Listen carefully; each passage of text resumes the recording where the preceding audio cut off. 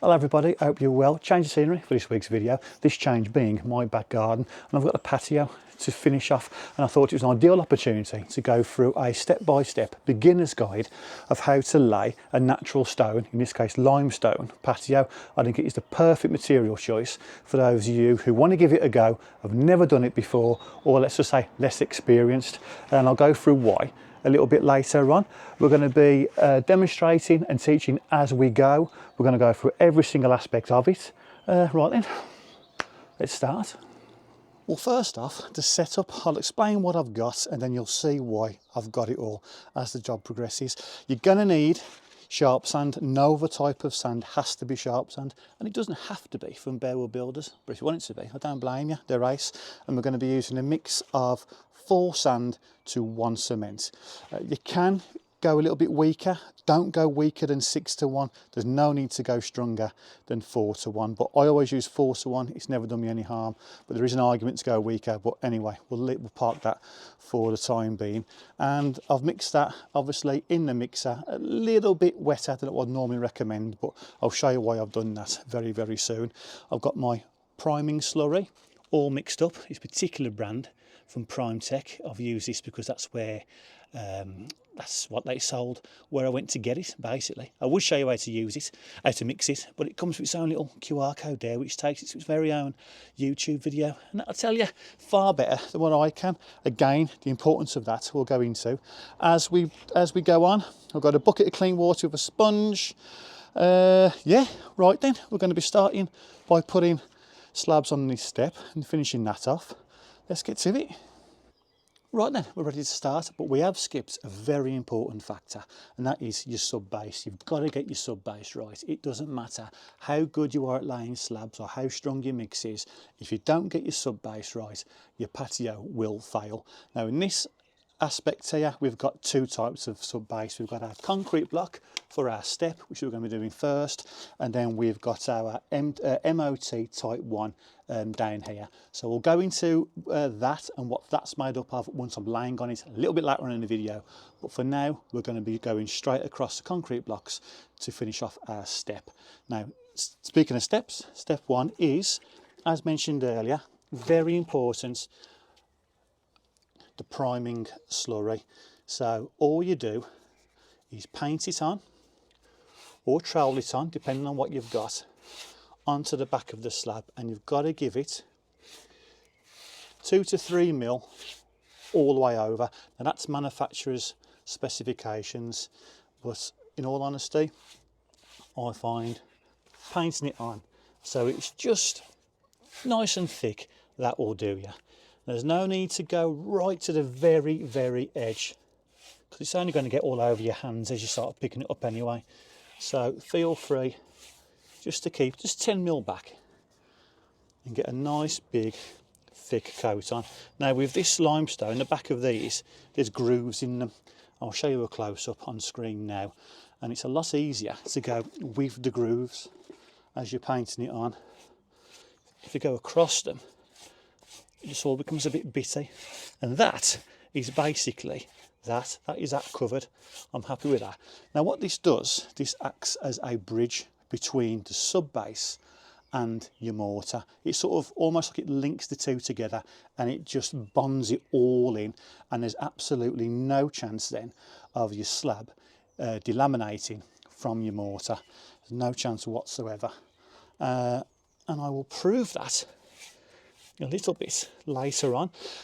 Because we're going straight onto a concrete block now, I'm going to be doing the same, painting the same coat on there, just for my own peace of mind. I don't think it really needs it, but I'm going to do it anyway. You don't do that when you're doing your, when you're laying on straight onto your MOT type 1. So I'm going to give that a coat now, and we'll get some mortar down, and then we'll lay a slab. And because these are big slabs, they are 900 by 600.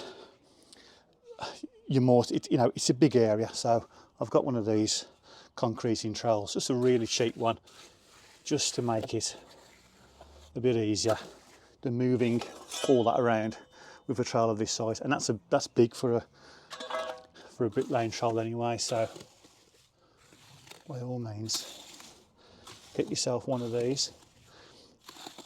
Now you can see now why I've got this mortar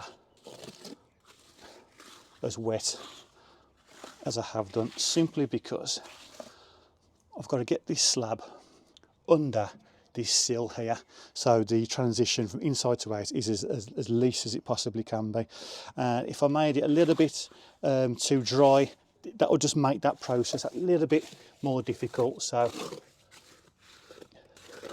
this wet bed here is just going to help me. But with this mortar, with the bed, you do have to go all the way to the edge. You want as near 100% contact with the mortar as possible. Right then, I think we're good to go. So we'll lift that in now. Lift it in, slot it under, and then we'll go for it.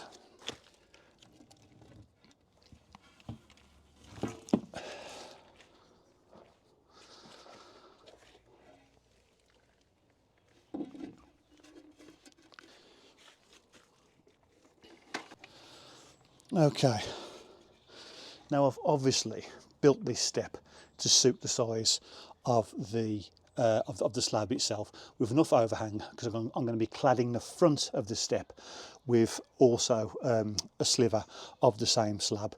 So it looks a bit big now, but once that's all clad on the front, it'll all come into its own.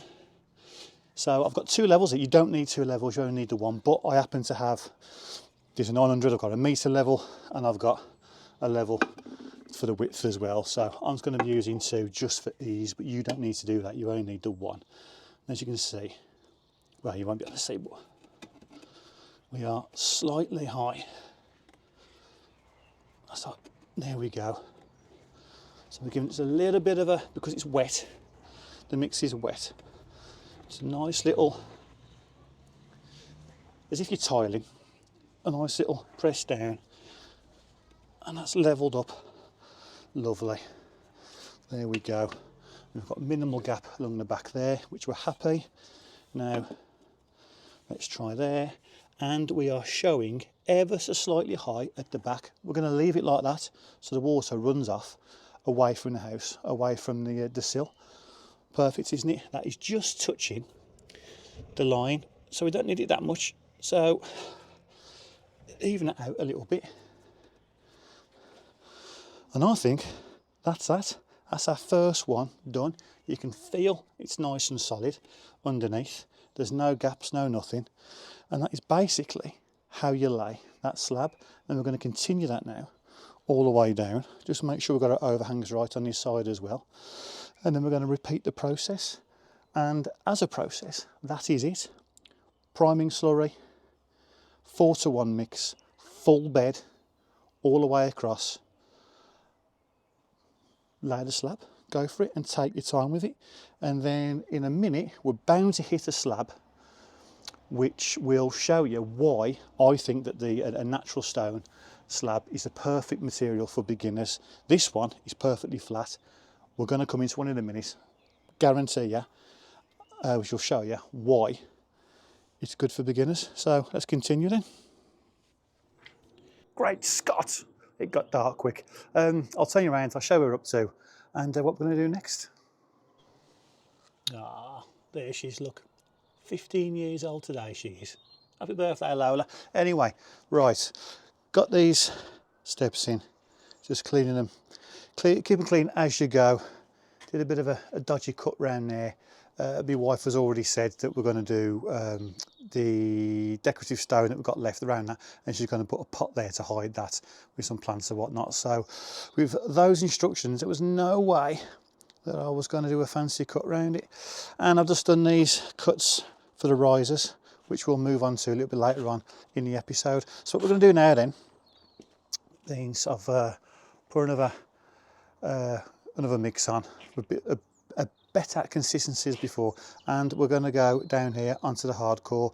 You still slurry the back of the slab at all times. Every single one you lay, you slurry the back of it, but none on there now. And you just go for it, and all we're going to do is straight edge it across. We've already got our fall on this patio, which we'll go into when we start doing some work to a line going up the alleyway a little bit later on. So I'm just going to get these in now and then get these steps in across here, and then I think that will do us until the sun comes up again. So yeah, right then, we'll get them done and then we'll get into some more interesting stuff up there. Right then, I'll show you how we do this. For those of you who you may want to extend your patio out and you want to give it a go yourself, maybe you've just bought a big posh gazebo or something and it doesn't quite fit on what you've got, so you need to dig out obviously the area that you need, and then you need to dig down with enough, give yourself enough depth to put in at least 100mm type 1 hardcore, 25mm bed of your for your mortar, and then whatever your thickness is of your chosen slab. You got to toss all that up and then go for it. And then when you do dig it out flat as you can, compact it, get a whacker plate, and then put your 100mm in, whacker it, get it nice and flat and nice and smooth best you can. And then when you're laying the slab, as we've just been talking about how to do, all you do is straight edge it through. Don't level it. You've got to follow what's there. If I was to level this now, because this has got a fall in it in all different ways, if I was to level this now, perfect that way, it'll stand out a mile, which is obviously not what we want. We want it just to be, to blend in with the patio you've already got. So all you do with a mallet, you will need a mallet, and tap it down. So all of your level or all of your straight edge is touching as much of your slab as possible. There's a bit of a gap where my fingers are there, but in saying that, feeling the joint,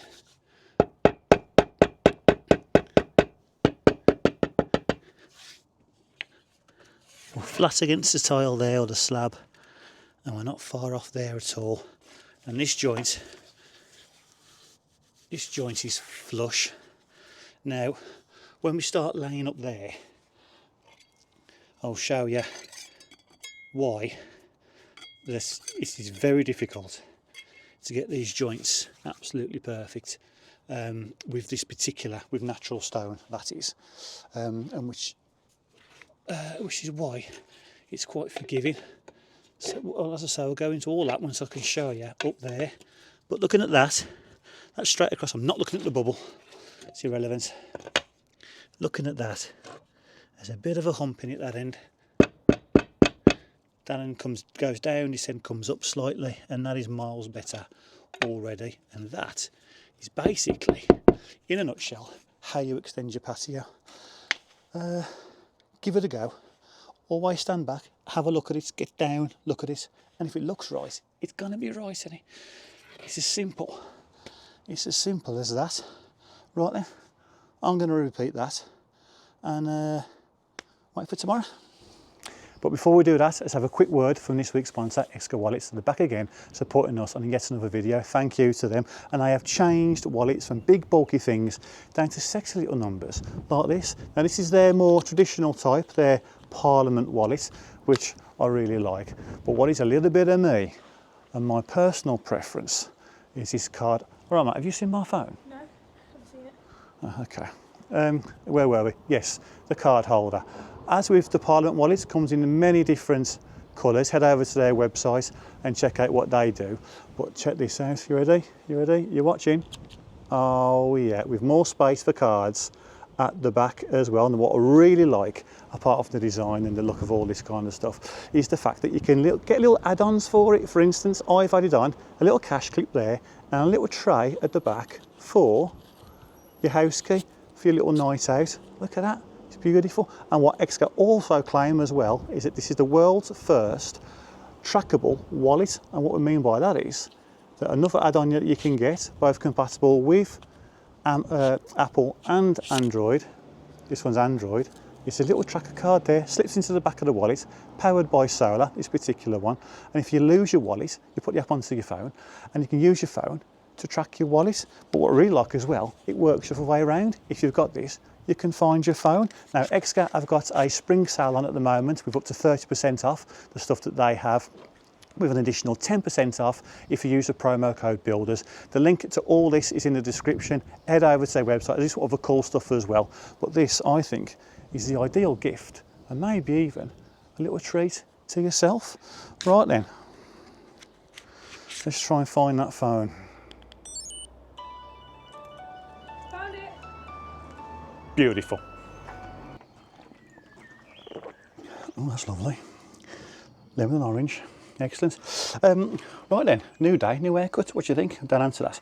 Right, I have laid this slab here, and this now signifies the end of the patio. From that point to where you are, it becomes a path, which allows me to have a change of direction, a change of heights, a change of levels, which is a good demonstration of how to do it. So that's what I'm going to do now. Now I've got this line here, I don't know whether you can see it, and all I've done is put that line across, and I've kept it, the whole patio is 180mm off these posts. You've got to put your line wherever you want your line to be, square off whatever's there, or just go for it if it's a little patio at the bottom of the garden or something, whatever. But get your line nice and straight wherever it needs to be. At the moment, that's got nothing to do with the heights, that's irrelevant. Speaking of heights, that's what we're going to move on to. Where do we want your fall to be? You need water runoff. It's not massively important down this path. I'll explain why in a second. But your patio, you can't have it flat. You can't have standing water. Now, with this natural stone, water runoff, it's less important, and I'll show you why a little bit later on when I wet it all down. You'll see. But you need something. Now, there is a regulation and a guideline to what your ratio is supposed to be with this kind of thing. I think it's quite severe.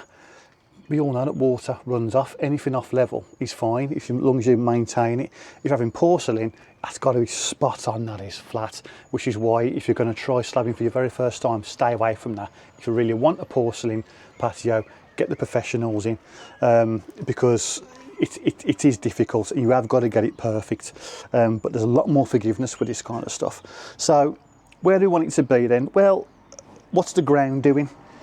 Now, the easiest way to do that would be a laser level. Now, well, I'm not going to use that because this is like a DIY first timers kind of video. So all you need is a straight edge. It can be a piece of wood as long as it's straight. Put it down on your floor and see where your sub base is going. Now, for that, I'm going to need a level. Excuse me a second, as if by magic. And it is going, ooh, do you know what? That's nearly level. It's favouring high, that end, but it's just off. So really, we can do what we want here. Because we've got 25mm of bed to play with, we could have 20mm there and keep that 25mm there and have it running this way.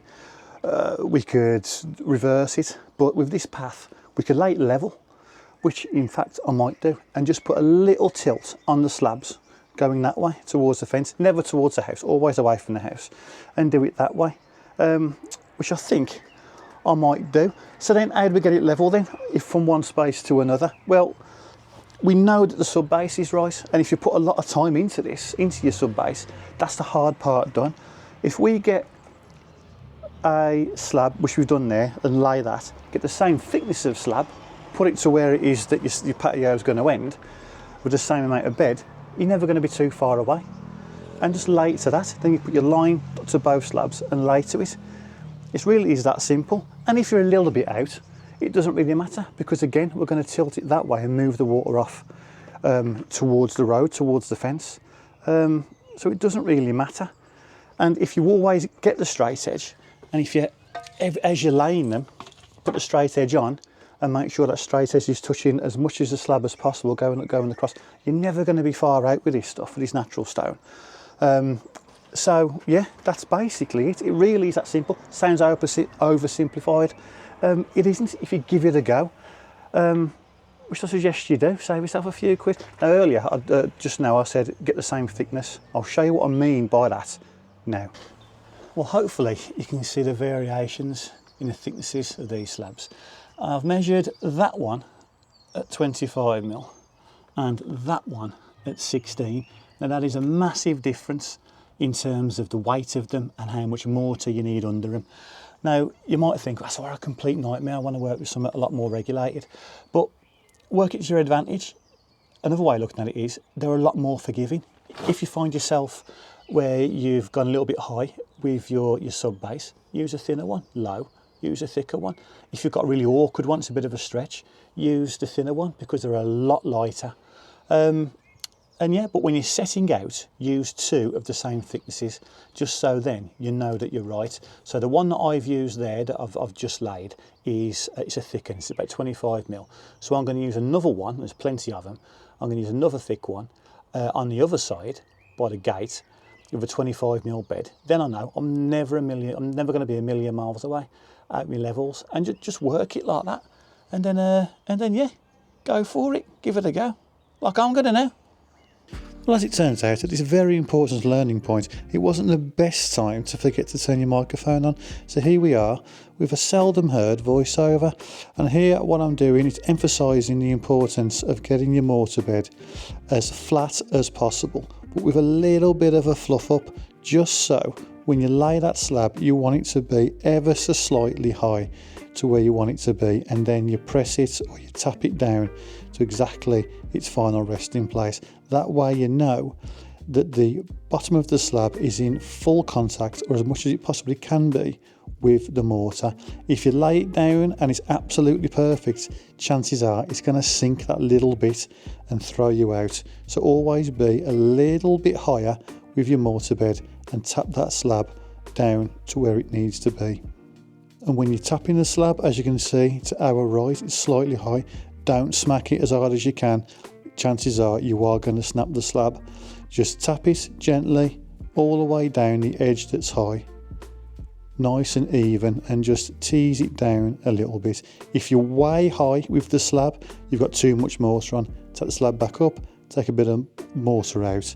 You won't smack it all the way down if you're already high.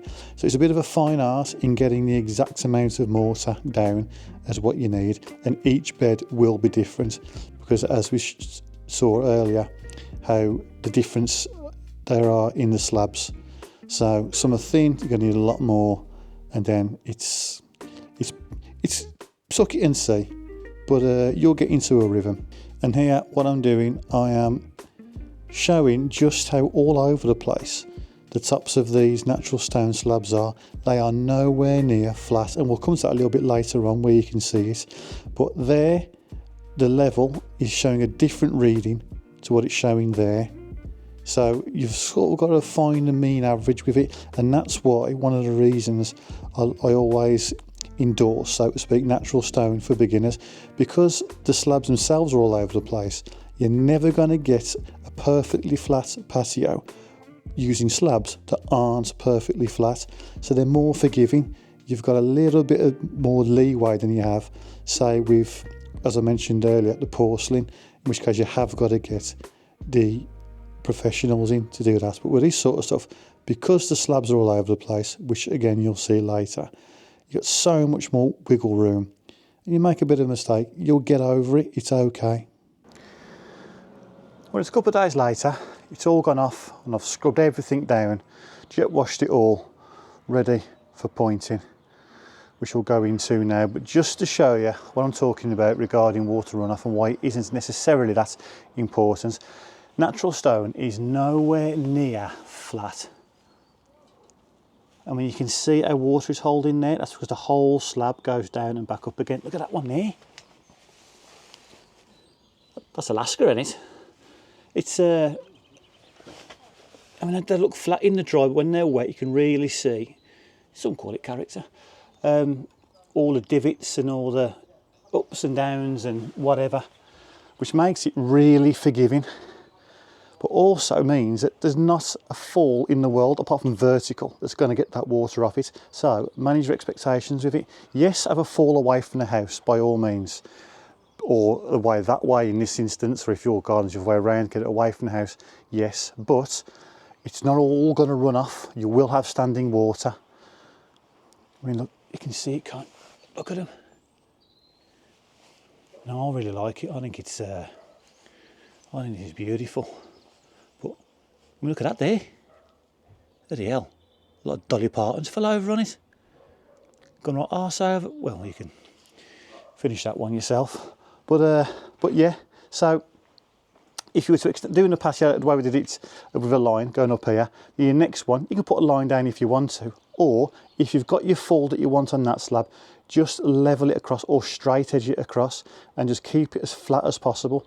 You're not going to get it perfectly level because the slabs aren't level. It's as simple as that, which makes it, as I say, really forgiving. But now we have to finish it off, and for that we're going to be using a brushing grout. I know.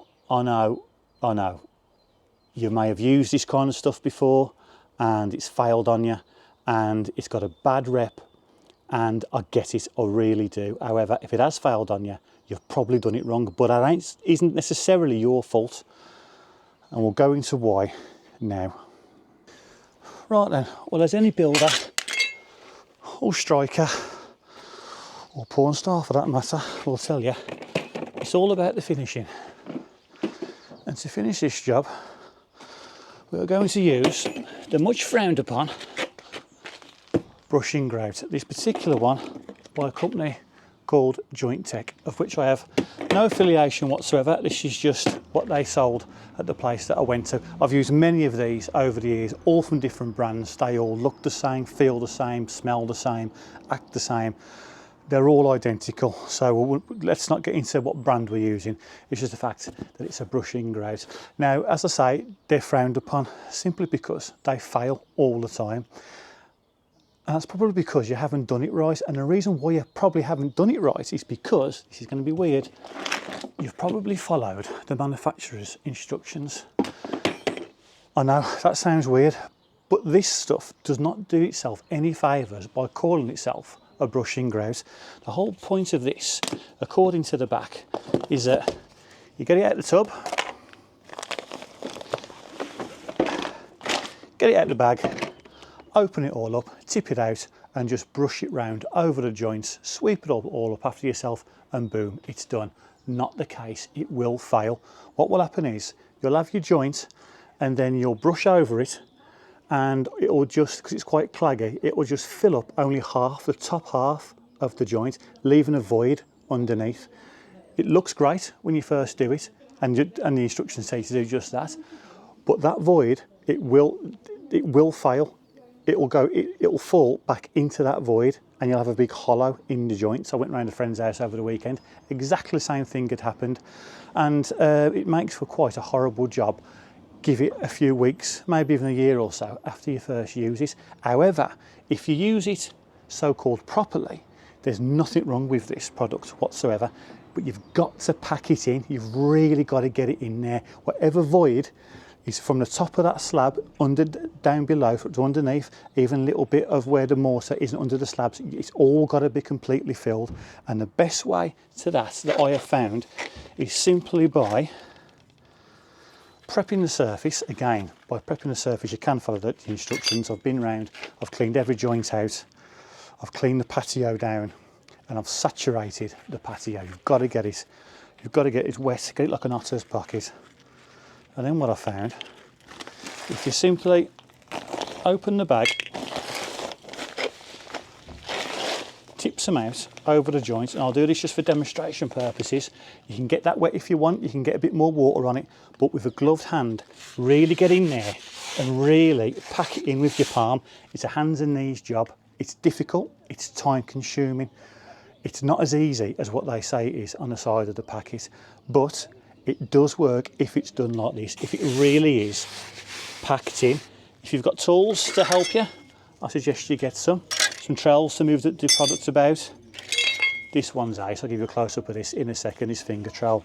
And I'll give you a close-up of the entire thing now, of how to fill these joints properly, to use this product properly, and it will be great. Trust me.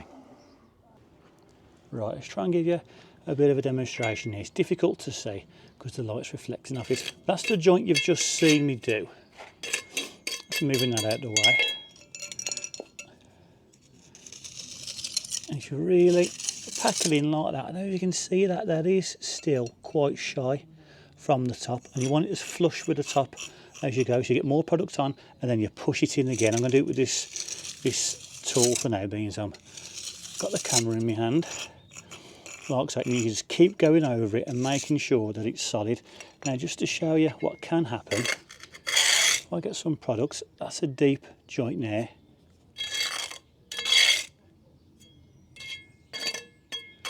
Let's get some more. Looks full now, doesn't it? And if you were to brush it in, that's what you'd be left with. However, if I proper push it in, look at that. It's probably only a third full, not even that. So then you've got to go again and really get it in. Again, if I wasn't using the camera, I'd have my glove on here doing it with my hand. It's much easier, much quicker. Okay, again, doesn't look too bad, does it? Look, it's nowhere near full. You've got to get it in there, get the glove on and really pack it in. Wet the product up if you have to, or if you want to, by all means, it doesn't matter. It will go off, it reacts with air, not water, so you'll be fine. You're not going to dilute it or anything like that. And you've written again, that's a case in point, that is. You don't want that, because if I just left that, as I just showed you, and I didn't pack it in, it'll look fine. It'll look fine for a week or so. Heavy rain, that will fall, and I'll be left with what you're looking at now, which was absolutely gut-wrenching, wouldn't it? Spent all that time and money. So yeah, go around and really go for it. Water's your friend with this. Make sure your joints are nice and deep, because the key with this stuff is you need a lot of it for it to take. So you need a nice deep joint. No thinner than 5mm, no wider than 20 according to the instructions. But again, that's probably the only instructions on this you should follow. And that's it. Do that, repeat like I'm going to do. Right, I've got a couple of hours. It's only a small area, but I reckon I've got a couple of hours work ahead of me. Right, let's crack on. Well, it's a beautiful evening. It's a good job and all, because I'm still out here working, but I'm just about to finish. It's time consuming, this is, and it's hard work on your hands and knees. But I did got into a bit of a rhythm. Wet all the joints, really pack it in with my hand. Pack it in then with this, then hand, then this. Alternate until the joint just feels solid, and then move on. And then the only real time you get a soft broom out is now, once all the joints are full, and there's just the excess material on top of the slabs. Now, you're not going to get rid of this, all of this, now when you've first done it. You've got to leave it. However, you can get rid of the bulk, and to do that, just a soft broom, just 45 degrees to the joint. You won't get rid of it all at the first off, simply because if you try, you're just going to keep going over the joints and you're going to disturb them. So, as I say, go over, get the bulk off, make sure you're happy with how the joints look, you're happy with the finish, whether you want them flush or jointed or half round, however you're going to do it. But get the bulk off and leave it till the sun comes up, which is what I'm going to do now. And there we have it, the final product. I'm happy with that. Now, I don't consider myself very good at this kind of stuff, so it's as much a DIY project for me as it would be for you if you're going to give it a go. But as you can see, follow the steps that I've taught you, and you can have a really effective, nice looking area. Beautiful. I've had to wet it down. I didn't feel it best to showcase all this hard work. We've put all the dog piss all over it, so there we have it. YouTube, you can help me out here. Seal the slabs before or after grouting. What's best practice? I've been told by the fellow that I got the place I got all the grout from and everything, that you're supposed to let the natural stone go through a couple of seasons first, at least a winter. Let it do whatever it's got to do. Now it's taken all that moisture from underneath and all that cement and all that stuff, and then seal it, let it all come through, and then do it. In which case, I can't wait for the the jointing can it's got to be done beforehand. So if you know any better or know exactly how to do it, put it in the comments. But I've gone before sealing it. So there we go. I'm a fan of this brushing grout, as I think you've already worked out, but I don't know whether or not it's designed to do the risers like that. So we'll see how long that lasts, forever or not at all. I'll keep you updated on that one. And all I've done with these cuts here is cut them with my petrol saw, readily available from any hire shop, as well as the whacker plate and cement mixer that you'll need. So don't worry about that. And I've just stuck all those on and those there with a few tubes of this stuff, so it'll fix all the crystal, super clear, excellent. And finished off with a tube of that, because that's all they had down Barrel Builders. So there we go. So then, that is that. Sun's coming out now as well. Beautiful. And let's just end then with explaining the importance of slurry in the back of the slab. I laid this one full to cut off in situ, the offcut of which I've kept to show you, because I had to cut it and heave it out with my mattock. Look at that. It's took up the mortar, it's took up the hardcore with it, everything. Now that slab is not delaminating from that mortar, being that it's primed. That's what it does. I misspoke earlier saying it's acts like a bridge between what did I say? The mortar and the MOT. No, well, obviously it's a mortar and the slab, isn't it? So there we go. That is not coming away at all. That void there, I wasn't bothering the ladies, I knew it was coming back out. Guys, try and avoid that. This is why we have a flat bed. It's just so all of the slab, as much as possible, is on contact with the mortar. No voids of water to get in. 3s, 4, pop. However, can it do that when it's primed like that and the adhesion is that good? Who knows? But I don't think it's something I've got to worry about. Right then, thereth endeth the lesson. Now, if you want to see what this garden used to look like, and how we built this fence, and how we built these planters, and how we laid all this lawn, it's all been documented, and it is all in a nice little playlist for you. It will be on screen now, and a link to which will be in the description to this video. They're a bit lengthy, but you know, if you're having trouble sleeping, knock yourself right out. That works as well. Right then, thank you to Eska to supporting us on yet another video. And normal service will resume next week. Easter's over now, so we're back on the job.